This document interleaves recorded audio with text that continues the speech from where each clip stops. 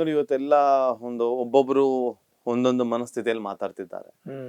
ಅಮ್ಮಂಗೆ ಎಲ್ಲೋ ಒಂದ್ ಕಡೆ ವಿನೋದ್ ರಾಜ್ ಪತ್ನಿ ಜೊತೆ ಇರೋದು ಇಷ್ಟ ಇರ್ಲಿಲ್ಲ ಅನ್ನೋ ಸುದ್ದಿಗಳನ್ನ ಹರಿದಾಡ್ತ. ಒಂದು ಕ್ಲಾರಿಟಿ ಕೊಟ್ಬಿಡಿ. ಹೇಳ ನಿಮ್ಗೆ, ಪತ್ನಿ ಜೊತೆ ಇರಕ್ಕೆ ಇಷ್ಟ ಇರ್ಲಿ ಅಂದ್ರೆ ಮಗ ಹೇಗ್ ಬಂದ ಅಲ್ವಾ? ಯಾಕೆ ಇಷ್ಟ ಇಲ್ಲ ಪತ್ನಿ ಜೊತೆ ಇರಕ್ಕೆ? ಏನಕ್ಕೆ ಇಷ್ಟ ಇಲ್ಲ?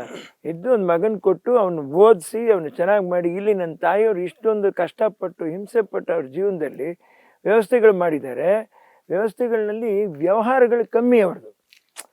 ಯಾವ ಪಿಕ್ಚರ್ಗಳು ನಮಗೇನು ಕೋಟಿ ರೂಪಾಯಿ ಬಾಚಿಲ್ ಕೊಡಲಿಲ್ಲ, ಕೆಲವು ಲಕ್ಷಗಳು ಅದರಲ್ಲಿ ನಾವು ಬ್ಯಾಲೆನ್ಸ್ ಮಾಡ್ಕೊಂಡು ಜೀವನ ಮಾಡಿದ್ವಿ.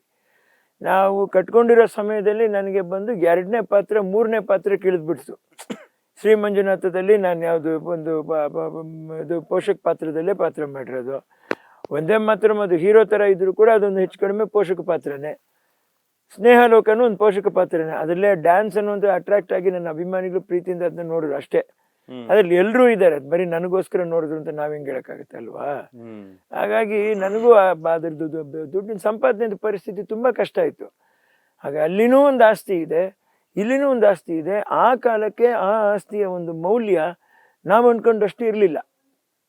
ಸೊ ಅದನ್ನ ನಾವು ಕಾಯ್ಬೇಕಾಗಿರೋದು ನಮ್ಮ ಕರ್ತವ್ಯ ಆಗಿತ್ತು. ಇಲ್ಲ ನಾವಾದ್ರೂ ಅಲ್ಲಿ ಇರ್ಬೇಕಾದ್ರೆ ಇನ್ನೊಬ್ಬರಾದ್ರೂ ಇಲ್ಲಿ ಇರ್ಬೇಕಾಗಿತ್ತು. ಇಲ್ಲ ಅಂದಿದ್ರೆ ಇದೇನಾಗ್ಬಿಡೋದು, ಗಿಡ ಮರ ಇವತ್ತು ಏನ್ ಈ ತೋಟ ನೀವು ನೋಡ್ತಾ ಇದ್ದೀರಾ, ಇದಕ್ಕೆ ಒಂದು ಮೌಲ್ಯನ ನೀವು ಕಟ್ಬೋದು.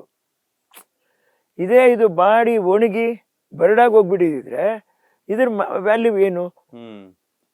ಅಲ್ಲಿವರೆಗೂ ನಮ್ಗೇನು ಚಿಕ್ಕ ಸಣ್ಣ ಪಟ್ಟ ಪಾತ್ರ ಏನ್ ಸಿಕ್ಕಿದ್ನ ನಾನು ಮಾಡ್ಕೊಂಬಂದೆ. ಆಮೇಲೆ ನನಗೂ ಅವಕಾಶ ಕಮ್ಮಿ ಆಯ್ತು. ಈಗ ಇವ್ರುಗಳನ್ನ ನಾವು ಹೇಗೆ ಸಾಕ್ಬೇಕು? ಯಾವುದೋ ಒಂದು ಜಾಗ ಸೇಲ್ ಮಾಡಬೇಕು, ಬ್ಯಾಂಕಲ್ಲಿ ಬಡ್ಡಿಗೆ ಹಾಕ್ಬೇಕು, ಇವ್ರನ್ನ ಸಾಕ್ಬೇಕು.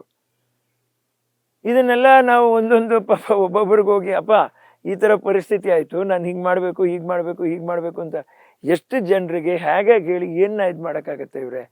ಒಂದು. ಎರಡನೇದು, ಯಾರದೇ ಜೀವನದ, ಈಗ ಅಮ್ಮವ್ರನ್ನ ನೀವು ಯೋಚನೆ ಮಾಡಿ, ಅಮ್ಮವ್ರಿಗೆ ಯಾರಾದರೂ ರೆಕಮೆಂಡ್ ಮಾಡಿ ಸಿನಿಮಾದಲ್ಲಿ ಚಾನ್ಸ್ ಕೊಡ್ಸಿದ್ರ?